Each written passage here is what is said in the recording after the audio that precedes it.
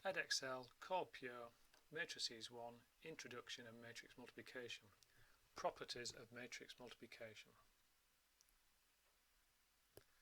In the previous session we multiplied A by B to get the answer 4, 1, 19 minus 18. But what about B times A?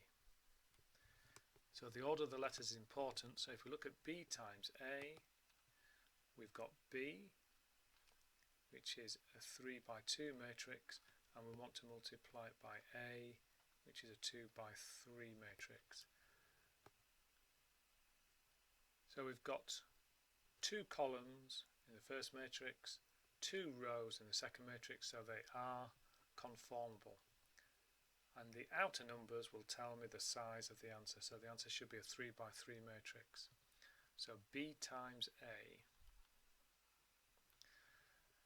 So that's picking out the top row first element, that's 1 minus 2 with the 2 minus 1 is 4.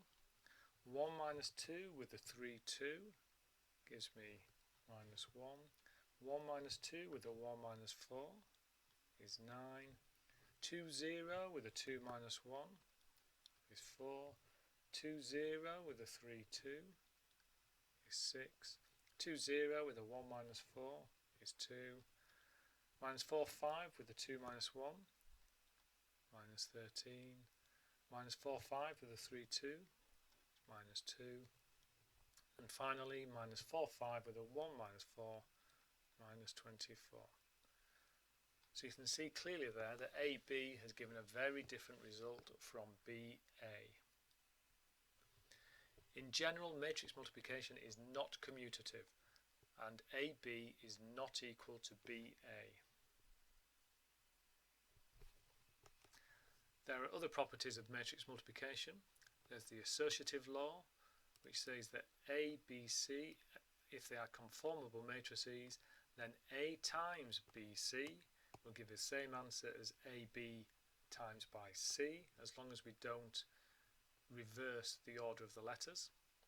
And it's distributive over addition, which again means if A, B, C are conformable, then A times the sum of BC is AB plus AC.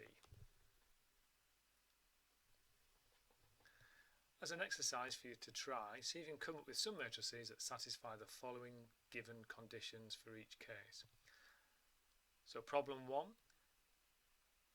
can you find matrices A and B so that A, B exists but BA does not exist? Problem 2, can you find matrices D, E and F which are not square matrices and DEF exists? And problem 3, can you find matrices M and N such that Mn does equal Nm? In the next session we're going to be defining the zero and identity matrices.